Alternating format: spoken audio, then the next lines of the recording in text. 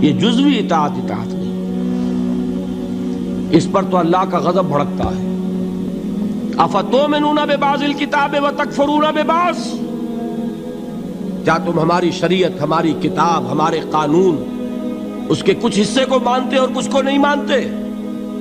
فما جزاء من يفعل ذلك منكم الا خزي في الحياة الدنيا ويوم القيامة يردون الى اشد العذاب۔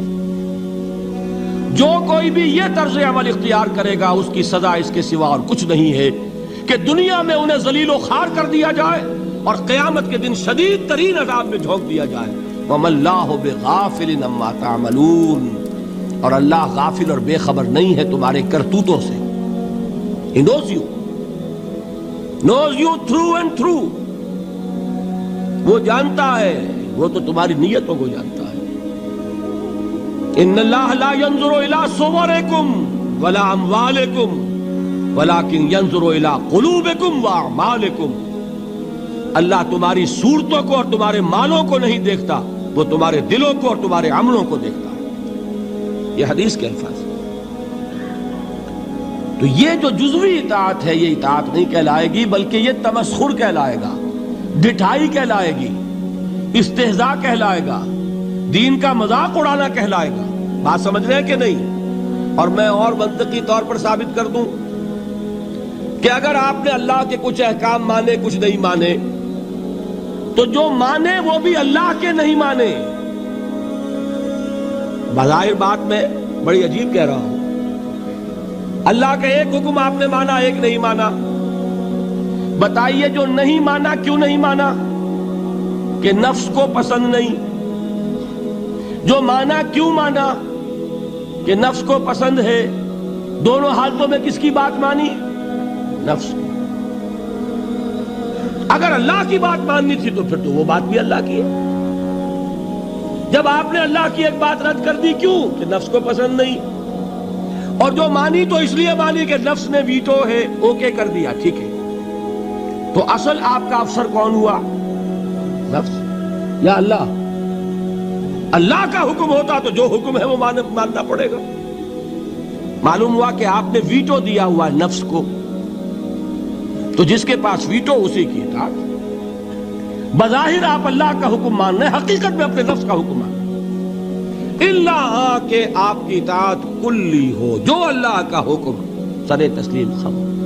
ہاں یہ ہو سکتا ہے وقتی طور پر کوئی خطا ہو جائے، جذبات کی رو میں آپ بہہ گئے، غلطی ہو گئی، ایسا جب بھی ہوتا ہے فوراً توبہ کرتا ہے انسان۔ جذبات کا معاملہ ہوتا ہے جیسے کہ طوفان آتا ہے پہاڑی علاقے میں، میدانی علاقے میں سیلاب آئے گا تو آہستہ آہستہ آتا ہے اور آہستہ آہستہ اترتا بھی ہے۔ پہاڑی علاقے میں سیلاب آتا ہے تو طوفانی شکل میں آتا ہے، فوراً ختم بھی ہو جاتا ہے نا ایسا؟ جذبات کا معاملہ یہ ہوتا ہے، طوفان کی طرح جذبات چڑھے، اس وقت آپ سے غلطی ہو گئی، فوراً اتر جائے گا طوفان اور آپ پچھتائیں گے کہ میں کیا کر بیٹھا۔ فوراً رجوع کریں گے، فوراً توبہ کریں گے۔ ایسے شخص کی توبہ کو قبول کرنا اللہ نے اپنے ذمے قرار دیا ہے۔ انما التوبۃ علی اللہ للذین یعملون السوء بجہالۃ ثم یتوبون من قریب۔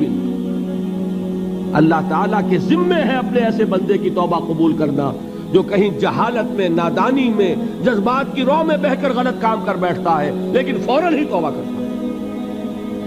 البتہ جان بوجھ کر آپ نے with cold reasoning، جیسے آپ کہتے ہیں نا cold blooded murder، ایک ہے جذبات میں آ کے کسی کو قتل کر دیا، آپ کا کوئی ارادہ نہیں تھا، آپ جا رہے تھے، جاتے ہوئے آپ کا کنگا لگ گیا کسی کو، وہ اللہ کا بندہ ایسا غصیل نکلا اس نے ماں کی گالی دے دی آپ کو، آپ کا چڑھ گیا پارا اور آپ نے جو اس کے ایک رسید کیا مر گیا، تو کیا آپ کا ارادہ تھا اس کو قتل کرنے کا؟ نہیں تھا۔ جیسے حضرت موسیٰ نے قبطی کے ایک گھونسا مارا، فَوَقَذَهُ مُوسَىٰ فَقَضَىٰ عَلَيْهِ، وہ ایک گھونسے میں ختم ہو گیا۔ کیا موسیٰ کا ارادہ قتل کا تھا؟ نہیں۔ یہ اور 6 ہے اور ایک ہے آپ گھر سے ہی چلے ہیں، آج مجھے اس کی جان لینی ہے، پستول لے کر چلے، سنبھال کر چلے، گولیاں گن کر چلے، اور طاق میں رہے کہاں موقع ملتا اور آپ نے مارا، اس کو کہتے ہیں کولڈ بلڈڈ مرڈر۔ اسی طریقے سے ایک گناہ وہ ہے جو سوچ سمجھ کر ہوتا ہے۔ وہ گناہ کون سا ہوتا ہے؟ اجی کیا کریں، کام نہیں چلتا، سودی کاروبار تو کرنا ہی ہے۔ یہ جذباتی بات ہے؟